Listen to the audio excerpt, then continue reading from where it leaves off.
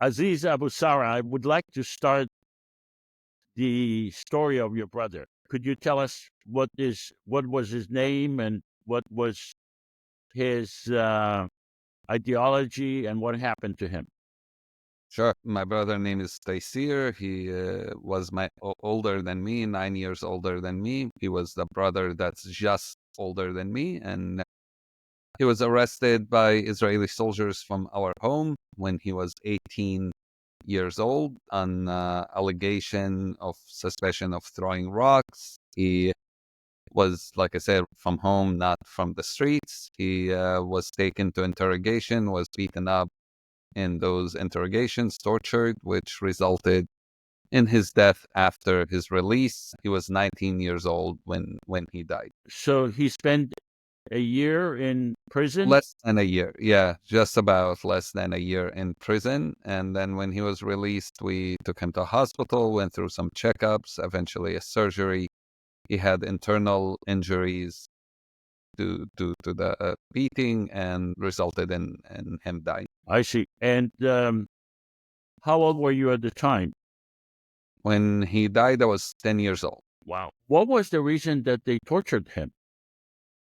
To get a confession. He refused to confess to the charges. This is the first intifada, which was a very common practice, actually. There were even a committee from the Knesset, I believe, that dealt with it. This is the times even when the person who's now a hero for the peace movement, Rabin, talked about breaking the bones of Palestinians for throwing rocks. So it's through that era. And if you didn't confess to the charges, you got beat up until you did. So you can get an easier conviction. If he was caught in the streets throwing rocks, he probably wouldn't have had to go through the same thing. But because he was taken from home, they needed his confession. What city did this happen? What? What city? What city or what town? This was just outside Jerusalem in El Azariya. It's a suburb of East Jerusalem, basically. And did he live with his parents at the time? Yeah, we all lived in the same house. How Actually, old me and were him shared the same room. how old were his parents at the time? My parents were at the time. Let me think about that. So that happened about 34 years ago, probably 50, something around then. So they were in their 50s at the time. Yeah, more or less. Are they still alive? Yes. What was the effect of that on your family, of that event on your family? My family wasn't political before and stayed not really that political after, except for me. And the first year was very deep mourning. For example, we didn't have music, TV, anything in the house for almost over a year. It was a very hardcore mourning. Yeah. And it was more or less, I would say, a shutdown. We dealt with it by just going through a hardcore mourning. That was it. I can imagine losing a 18-year-old son is devastating on a family. Yeah, but I think my parents were worried that any of us would be into revenge. And so their focus was mostly on trying to make sure none of us go into that direction. I see. So you became a peace activist. Not right away. It took, so I said my parents' focus was not that none of us will go into revenge. I did. So for 8 years, pretty much, that was my main focus. And then when I was a teenager, I joined the Fatah youth movement, and I became one of the leaders in the youth movement in Jerusalem through my high school, where we organized it through my high school, and that became my main focus until I finished high school, and then that's when I became a peace activist. So it took a few years. There was a detour. So for how long were you focused on revenge? For how many years? So pretty much since my brother was killed until I was 18. And what was the reason that you changed your focus, your ideology? I it was mandatory to learn Hebrew in my high school because I studied in a Jerusalem municipality school, and I managed to go through 3 years not learning a word because to me Hebrew was the language of the enemy. But then when I finished high school, I realized that was a big problem because now I needed Hebrew for work, for study, for anything in Jerusalem. If you don't speak Hebrew, it's a big problem. And so I went to study Hebrew, and I studied Hebrew in the best place to study Hebrew, which is an ulpan. And that's where Jewish immigrants go to study Hebrew. And that was my first normal interaction with Jewish and Israeli people. And so it's through studying Hebrew that my transformation happened. Meeting people who were not like the soldiers and the settlers. Growing up in El Azariya, we had pogroms on regular basis where settlers would attack our neighborhood, burn cars, break down windows, all of that. And I remember having to hide on the rooftops in case they get to our house. They never did because we lived more away from the main street, but still was terrifying. We had obviously soldiers who arrested my brother, was shot at first time probably when I was 7 or 8 years old. So being in a Hebrew class was the first time I met a different kind of Israelis and Jews that weren't those soldiers and weren't these settlers, and that changed my perception. So that confirms my thinking that the best way to make peace is to engage with each other rather than to isolate from each other. Yeah, I think the contact theory has a strong place into changing the concept of each other. I think it's much easier to hate somebody you don't know. It's much easier to dehumanize somebody you don't know. And in the Hebrew class, I went through transformation, but I also know the other students went through transformation. They also have never met a Palestinian before, and our whole knowledge is built on the worst of each other. So they thought of all Palestinians as the Palestinian who would have stabbed somebody, the Palestinian who's on television, the Palestinian who they're afraid of. And my whole experience was based on the soldiers and settlers. And then the contact we had in the Hebrew class showed us that there's a third way we can go in, and that it's focused on working together, and we can look at structural violence, structural injustices, and work together against those structural elements instead of seeing it as only it's my fight against you. Looking at you and looking at myself, I could pass for a Palestinian and you could pass for Israeli. Right? I've had many situations where I did pass as an Israeli. So I learned Hebrew, and I learned Hebrew well enough that I can. Often my accent in Hebrew doesn't tell where I'm from. And so sometimes I do pass as an Israeli, and it's a fascinating discussion when people think I'm an Israeli and will speak freely. Yeah, and every now and then you get some interesting conversations out of it. And do you confront them and tell them I'm actually a Palestinian? Most of the times I do. Every now and then I find they wouldn't listen to me by telling them I'm a Palestinian, and so I play the okay, you think I'm Israeli? I'll play along and see how this goes. But like for example, I'll be in West Jerusalem and I'll take a taxi to somewhere just on the border of East Jerusalem, and the taxi driver, an Israeli, will say, "Aren't you afraid to go there? They are scary." And then I have to think, do I tell him I'm a Palestinian or not? And I tried both, but when I don't say I'm a Palestinian and I go, actually, not all of them are scary. I can introduce you to some who will change your view. Maybe they're not as dangerous as you think they are. And I'll be like, well, I'm thinking of you. Please be careful. It's kind of almost humorous, but it shows more and more what you just said is how getting to know each other can help people overcome those kind of stereotypes. So why are we fighting each other? Why Israelis and Palestinians are fighting each other?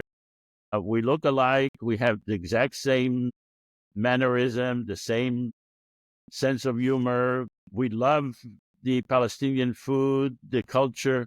Why are we in this vicious war with each other? I think there are a couple of reasons. The first is it's structural. This is not just a conflict between Israeli Jews and Palestinian Arabs, Muslims and Christians. This is a structural reality. You know, the occupation wasn't done through you as you, Joseph. It's government. It's structural.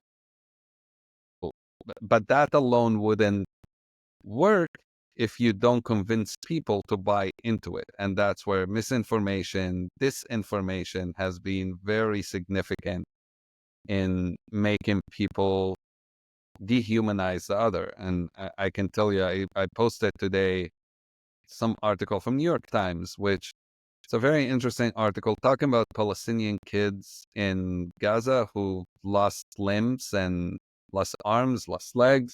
It doesn't really go into details of how it happened, doesn't even talk almost not at all about Israel, which could be problematic, but we'll put that aside for a moment. And I got some messages that were, you know, not from right-wing, crazy hacks, kind of like, not Smotrich and Bingvir, from people who would identify as left, who looked for every justification to say, you know, we shouldn't care. And that's the misinformation, disinformation that I'm talking about. That it makes you look at a picture of a 4-year-old who lost his arms, and the response is, you know what? They deserved it. They're a legitimate target from somebody who would view themselves as a humanist, as a good person, as some not someone who's a zero-sum game. But we bought so much into that dehumanization that makes us, whether we want to accept it or not, makes us part of that structural violence. And a lot of what's happening around us is systematic. It's things that even if you and I break away from it, the systems around us make it impossible. Like if you and I want to meet with Israelis and Palestinians in Jerusalem, it's quite hard. It's easier for us to go to Cyprus, which a lot of peace organizations now do. They go to Cyprus to meet. That's a structural violence that we're talking about. It makes peace work as impossible as it can be. So we don't get people to know that the other is a human being and worth living. And there's no difference between a Jewish child or a Palestinian child. You mentioned dehumanization. Isn't that really a glorification of racism? Yeah, it is, but I think dehumanization happens when you are subjected to a lot of misinformation. So when I grew up not knowing any Israelis and any Jews except soldiers and settlers, I used my experience to basically dehumanize every Jewish person or every Israeli person. That's based on my experience. But the moment you are met with something to challenge that, you have a choice of how you respond, whether you're going to double down or whether you're going to overcome it. So on one hand, it makes me angry when I see people dehumanize the other. Like this morning, I was pretty furious with this person and not proud of it necessarily. I don't think anger helps in those moments. But then I also feel pity on those people because they allow themselves to be controlled by a campaign of misinformation, sometimes willingly, sometimes maybe naively, where they buy into an idea and say, well, yeah, we had to kill all of them because, and you put in the justification. I mean, Hamas uses the same justification. The Israeli government uses the same justification. Each one will find the reasons, and they buy into this game, and then they feel comfortable looking at kids who are not guilty of anything and say, I don't care. And they'll play into their minds, I'm not a bad person because this is Hamas's fault. This is Israel's fault. And I don't buy.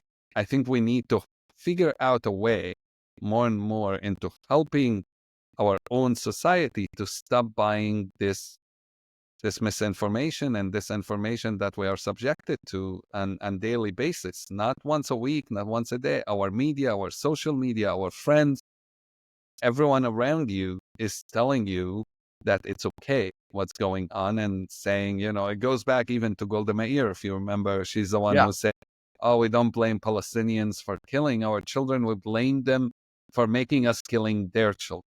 It's the most bullshit you can ever say. It's like, and it's bullshit, but I understand it. And probably one of the most powerful experiences for me is when I went through my transformation, I realized I was part of that. I thought, you killed my brother as an Israeli, the soldier who killed my brother, and therefore I'm going to seek revenge, right?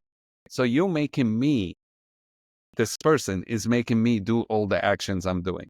And then eventually I realized, if you say that, you're basically saying you are a slave to that person. I'm being a slave to the person who killed my brother. Oh, he's making me do what I'm doing. He's Why would controlling me forever.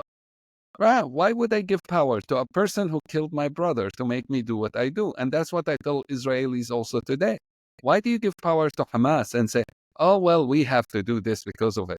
And eventually you become worse than Hamas by saying, oh, well, I'm fighting the way they're fighting. But is that the goal? And in some ways, our societies will become the worst part of what we are, claiming that we're fighting evil, but we become worse than that evil that we fight. And so I always say, if Palestinian freedom has to come on the bodies of tens of thousands of Jewish children, then I will look for a different way to gain my freedom. That's not the path I want my freedom. And if Israeli security has to come on the bodies of tens of thousands of Palestinian children, I hope that people will speak up and say, we will find a different path towards security. It shouldn't be over the bodies of children.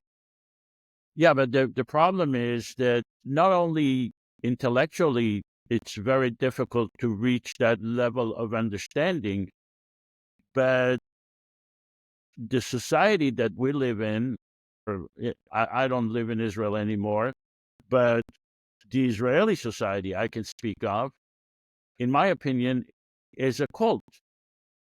And it creates a situation where you are the enemy of the cult by asking questions about the cult.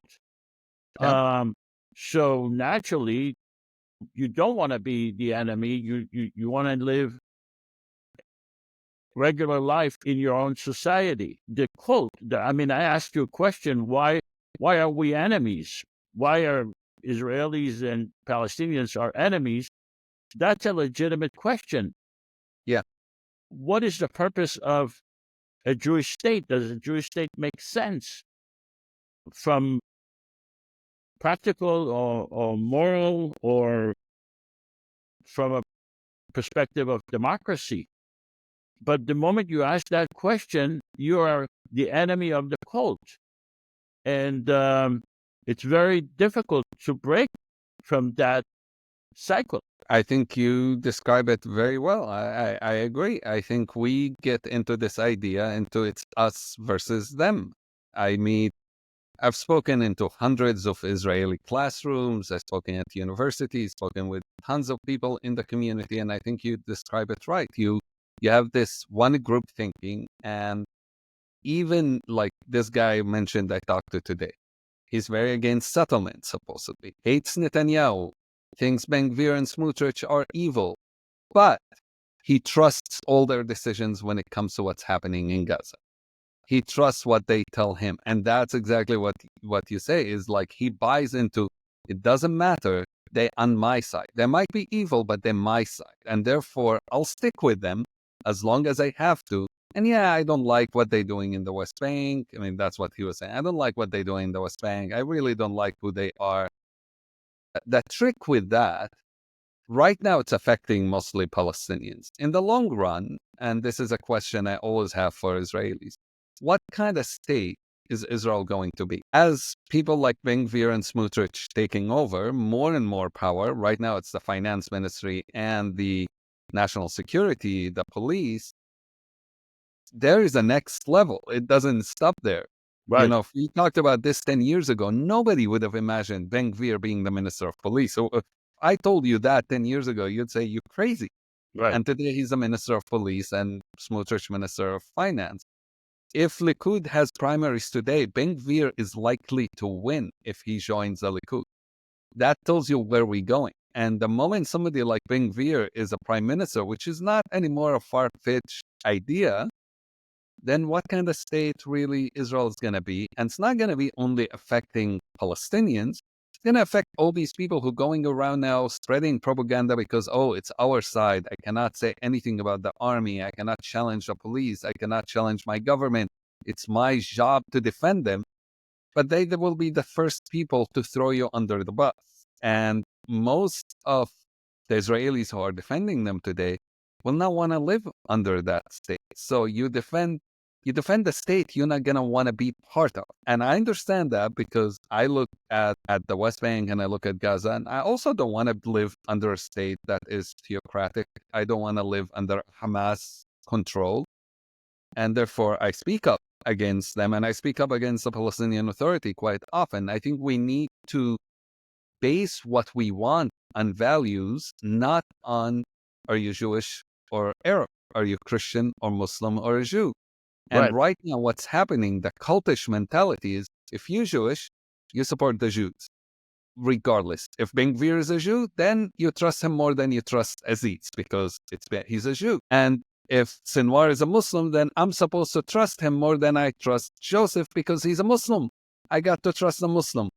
And that kind of thinking is so destructive, and it's exactly what got us here.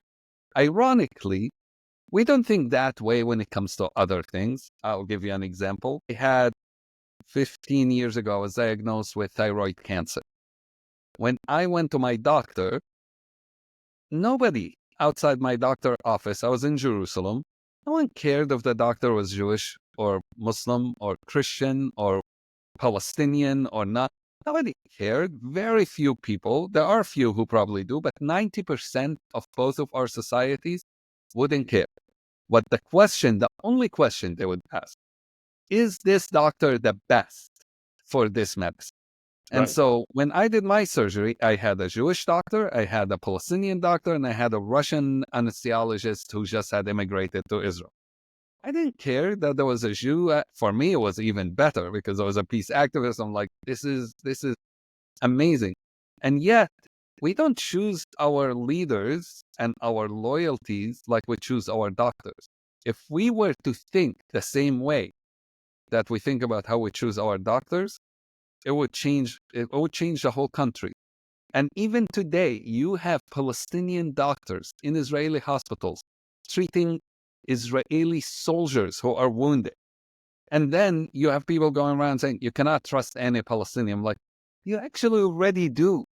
We have an example that how we can live together, and you're ignoring it because you want to focus on whatever we hear from politicians.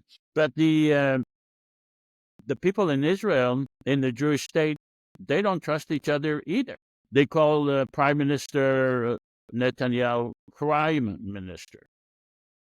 They are openly saying he's corrupt person. They don't trust him. Many Israeli politicians, many have served time in prison. The question of whether Israel not able to make peace, Israel is engaged in constant wars. Are these wars necessary? That's a question of trust. I think they don't trust him on some issues, but they trust him on another. Because if on October 8th, Netanyahu was as weak as he could be on October 8th. And yet, most Israelis said, we want elections, but not yet. First, let him do the war, which means they trusted him in the war, but they didn't trust him on democracy. And that makes no sense to me. If you think someone is a criminal and who will do everything to remain in office, and I told my Israeli friends on October 9th already, I remember having these conversations, and I said, if Netanyahu isn't out this month, he's not out. He will do everything possible to stay. And the answer from everyone I talked to was like, you don't understand Israeli politics. He's done. I'm like, I do understand Israeli politics. And I understand Netanyahu really well. I grew up there. I know the reality, and he is gonna do everything possible to make this war help him survive. And he's managed to play everybody from guns to the opposition to the society. And now his support has gone significantly between October 9th, 8th to today. He's regained back at least 70-80% of his support. And he's banking that if he waits another year, he will have his full support, maybe even more coming back, because he'll find a reason to blame everybody else other than himself for October 7th. And we know already he's trying to get rid of evidence that shows that he knew that Hamas might be launching that attack in the night before. There's so much information coming out, but also people forget, and he banking on that. People have amnesia when it comes to politicians Right. and selective memory. And so they'll remember the faults of everybody else except the politician they like. And since he is liked politician among people on the right and the center, he's likely to survive this. And unfortunately, we'll be stuck with him for a very long time. Well, wars generate nationalism, Yeah. and nationalism generates support for the person who is, In power. they believe, is protecting them. He's giving them the illusion that he is needed in order to protect the Jewish people. Yeah. The opposite of what they need is what they choose. But let me ask you something. On the question of trust, I personally do not believe that we should trust anyone in the government. Trust is not a criteria. It's actually the wrong criteria. The only criteria for a government that would function good for the people is transparency, not trust. I don't want to trust the prime minister or the president.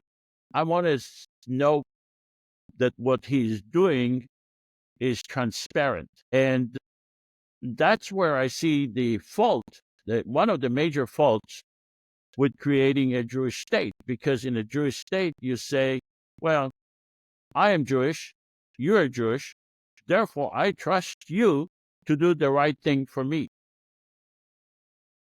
The opposite should be, I don't want to trust you. I want to see what you're doing. I'm intelligent enough to understand that you're given power and you're probably going to, at one point, abuse the power. And I want to be able to see what you're doing. I don't want to trust you. Yeah. I agree. I see it, by the way, here in the United States as well.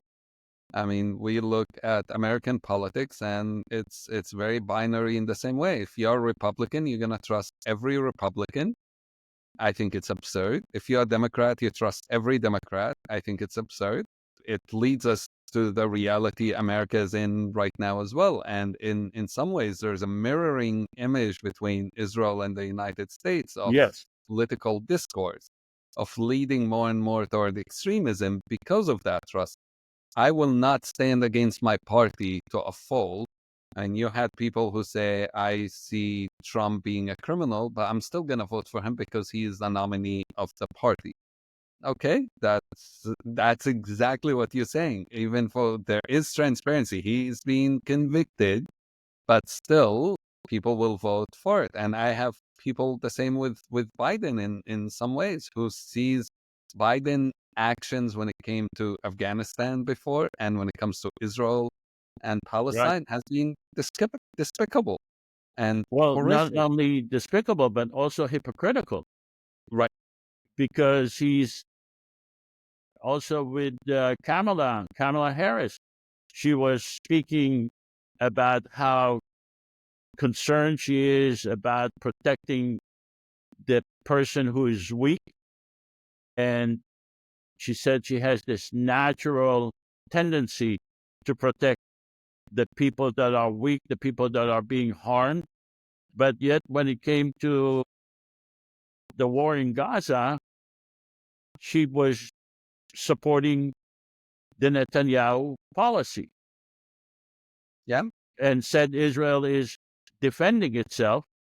Well, and she's a lawyer. She understands you defend yourself at the time that you are being attacked, but you don't defend yourself for a year later continuously. That's a misrepresentation of the term defending yourself. Yeah, absolutely. And this kind of loyalty kind of politics, identity politics, I guess, where I identify as a Democrat or I identify as a Republican, and therefore I will never criticize anyone who I identify with, is what we see in Israel, and it's very harmful. I would say on the Palestinian side, maybe there is one a little bit a glimpse of light here is our president, Abbas, has none of that identity politics in the sense very, very few Palestinians are supporting him right now. I think his support is down to single digits, which is unheard of almost in any place in the world to have single digit support. He's lost his legitimacy completely. Hamas is a bit more tricky. I think it gets a lot of support from frustration, where people feeling when Abu Mazen is, Mahmoud Abbas is absent, well, Hamas is the only one present and there's no alternative. And we're so angry right now at what Israel is doing. Therefore, people are tending to be like, I'm not going to speak out against Hamas at this time. But maybe there is that one glimpse of hope is that people are starting to overcome that identity politics on the Palestinian side. And I hope more and more will happen on the Israeli side, because the more we overcome that identity politics and come together and realize you and I are actually on the same side. You being Jewish, me not being Jewish means nothing. At the end of the days, it's about values. And if you and I believe in the same values that says equality comes first, dignity comes first, your safety and my safety need to be equally as important. If we have those democracy, all the things that we agree on, that makes us much closer than you to Likud and Yehudut Torah and Shas and all these parties, and me much closer to you than both Fatah and Hamas, who neither of them believe in those values. But the moment we go back toward identity politics, say, well, I'm Arab and you Jewish, and therefore you should stick with people you don't believe in any of their values just because they are ethnically or religiously the same as you, that's stupid, plainly stupid, because eventually it will get both of us screwed. Yeah, you're right. Let me ask you a question. The way I see it, and tell me if I am wrong, we have this area called Israel-Palestine. There isn't, in my opinion, a single government that is legitimate in the area of Israel-Palestine. I agree. The Israeli government is not elected by the Palestinian people. In fact, the Israeli government controls the Palestinian people, requires them to obey Israeli laws, but they are not allowed to vote for the Israeli government. And the Palestinian governments are not elected by the Israeli people, and in fact haven't been elected by the Palestinian people for a long time. So we have this strange phenomena where these governments are being given respect and given the authority to deal with the area of Israel-Palestine, to create policies for Israel and policies, and they are not legitimate governments. Yeah, I so agree. I don't see any of them to be representing us. I don't see any of them have our best interests in heart. I think what we have today are, I would call politicians, but definitely not leaders. They are not leaders in the sense they're really not leading us anywhere except towards destruction, except towards more conflict, toward more bloodshed. And I can tell you on the Palestinian side, there's an absence of leadership altogether. I mean, our Palestinian president, it feels like He's talking about a different country when he talks about Gaza. I haven't heard from him in weeks. He said a few months ago that he wants to go to Gaza and he's going to head to there and he's willing to die. He still hasn't gone. And I know Israel wouldn't let him in, but at least get to the border and then let them not let you in. You can get to the Egyptian Yeah. border and say, I tried. Yeah. He is so absent that for many Palestinians, we feel today like we got no one. And that feeling is quite problematic first feeling, because when you have a void, somebody is going to fill that void. And then on the Israeli side, like you said, I think the current government is definitely not legitimate. It's definitely not democratic, just like in the sense of Abu Mazen. And it looks like, at least if this government gets its will, that they will be annexing at least part of the West Bank, if not all of the West Bank, and maybe parts of Gaza, the northern part of Gaza. That's what it looks they're gonna be doing. It's gonna push more and more the reality that, the two-state solution is becoming less and less, if at all, viable. And it's not because Israelis or Palestinians rejected it. Again, it's a structural issue. And I think too often we talk about the conflict, Israelis versus Palestinians. I like to remind us always that this is a structural issue. There are so many laws, there are so many decisions, realities that are made to make us living together become not a viability. And unless we deal with the structural aspect, it's an issue, like Jerusalem. I think you remember maybe this. I tried to run for mayor of Jerusalem in 2018.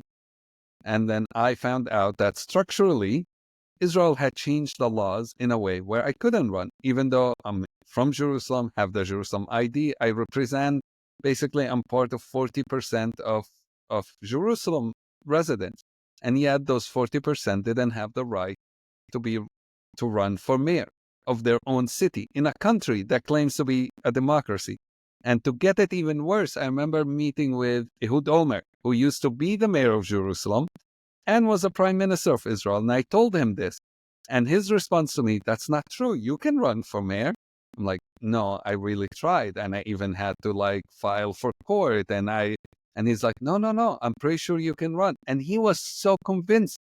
He was the prime minister and the mayor of Jerusalem. And he himself didn't know that the rules make it impossible for someone like me to run. That's how structural it is, that it's so enshrined that no one anymore knows that this reality exists. So when you come to try to change this reality, like I have many Israeli friends who'll say, why aren't Palestinians participating in the elections in Jerusalem? And I didn't used to be able to give them an answer until I tried to make this run.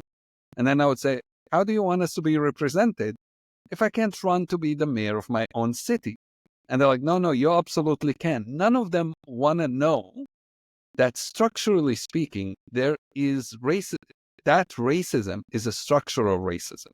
And there are multiple laws that create this reality that basically makes us live in a country where I think of the Palestinian Authority as not really sovereign. So we all, between the river to the sea, in my opinion, under Israeli control. The Palestinian Authority is kind of management company, basically, for Homeowner association.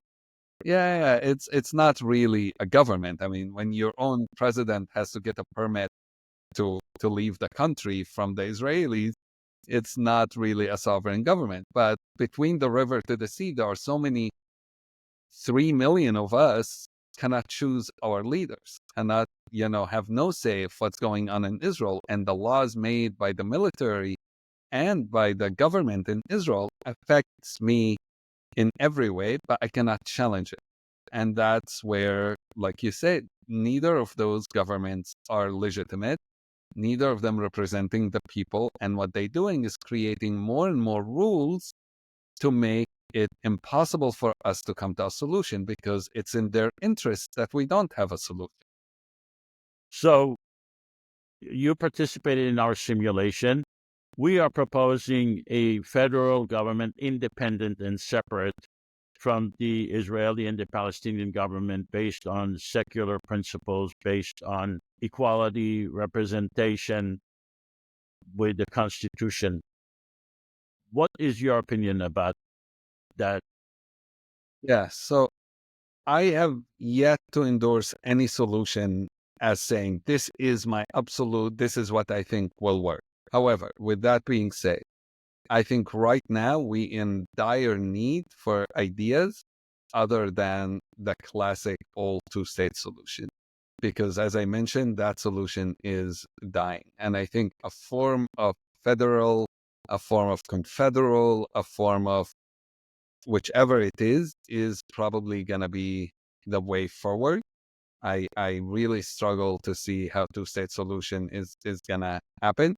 And with saying that, if tomorrow Netanyahu says, I'm okay with two-state solution, let's find the borders, let's finalize it, I'll be all for it. But from a realistic point of view, I just do not see that happening. And with the annexation coming soon, I see it less and less likely to happen.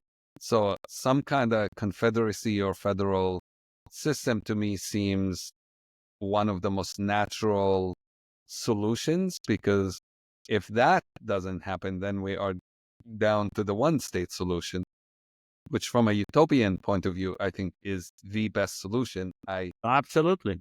Absolutely. don't I see it agree that happening one now. state solution is, from a utopian point of view, from a theoretical point of view, is the absolute best solution.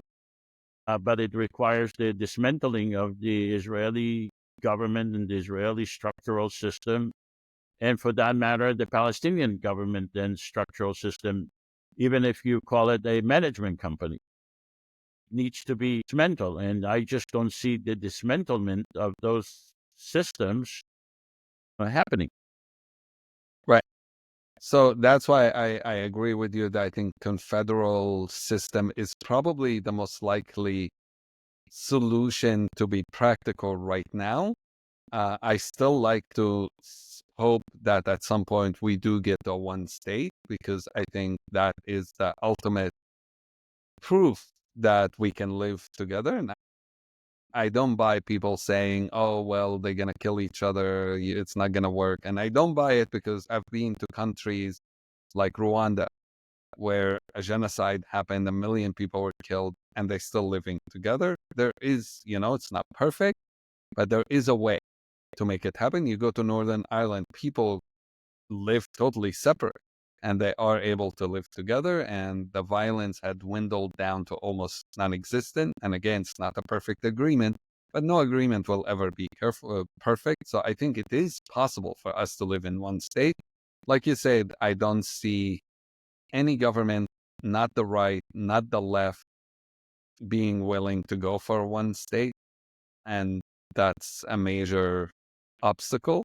But a confederal is an option that I think is definitely should be studied so much more, and there should be a push, significantly more push toward making it much more a mainstream option. It might work, it might not, but I think it needs to take much more space than it is taken right now.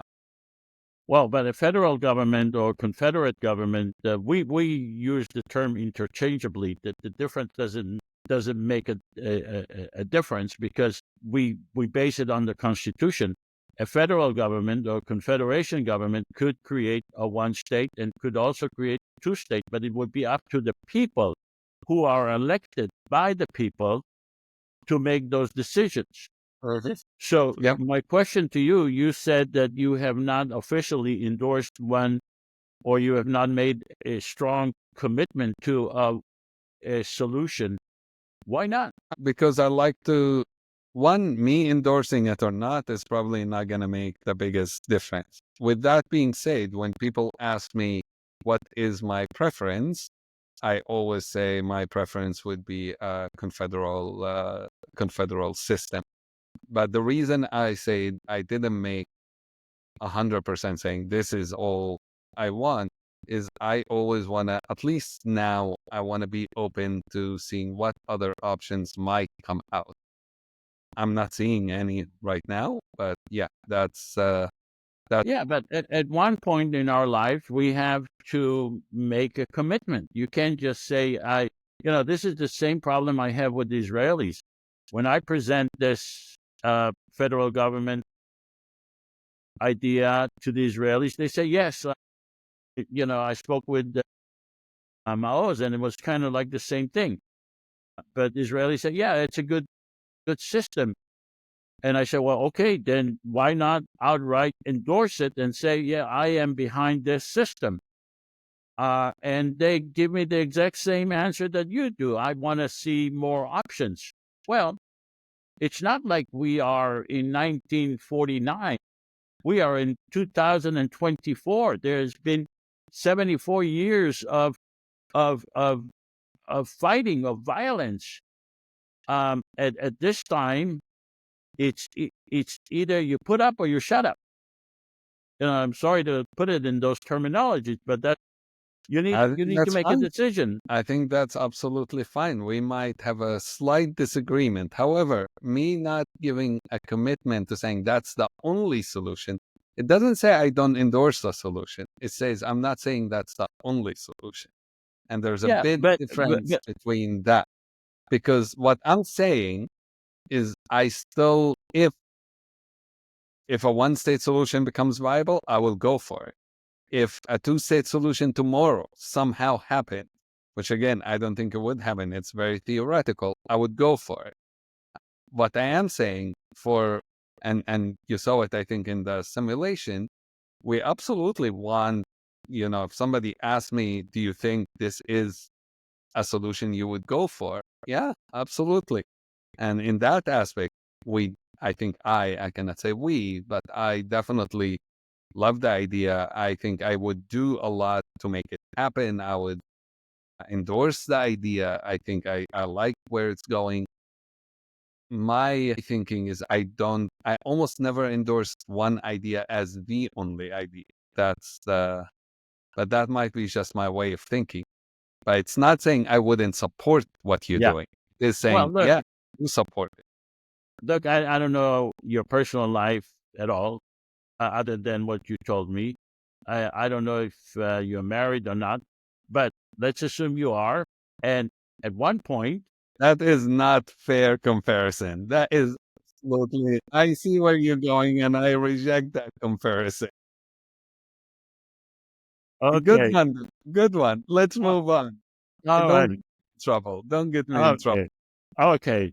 All right. So, I don't think I have any more questions for you. Do you have any for me?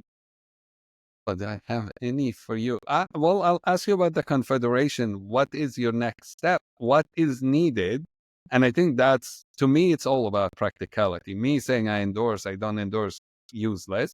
What is the next step and how people like me or anybody else can be part of making it happen? All right. Thank you. This is not a rehearsed meeting that we have. This is all, um, uh, we are coming up with ideas on the spot. To answer your question, the only step our goal is not to create the federal government. It's not to get the funding for it. It's to get awareness. If we have awareness, if we have the ability to have an article, for example, in the Washington Post or the New York Times or LA Times or a major paper or major publication, the New Yorker, because I think that they are failing big time to discuss options for peace. And when they do, the only option they discuss is based on the Zionist idea of a Jewish state as the exclusive, uh, as the entity that has exclusive control of ideas when it comes to Israel-Palestine. So we are putting an ad in the New York Times. It's going to be on December 22nd. And Wow.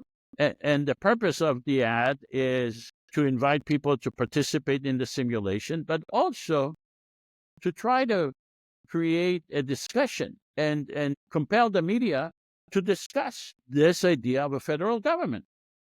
I think that if we are able to get that, then everything else will fall into place. But that's our only goal at the time, is to get a media coverage on that issue. That's okay. So I hope people who are listening, and I'll keep it in mind. I can tell you, by the way, talking about in that aspect, we have been, when people ask us about solution, we've always been talking about confederation as an important solution that is being ignored. So on the issue of awareness, this is an area we've been very helpful in, and guiding people to read more about it, to understand more about it in the West, but also in Israel and Palestine. And I agree that getting people more aware of it is a good thing, and happy to try to help in that direction. All right.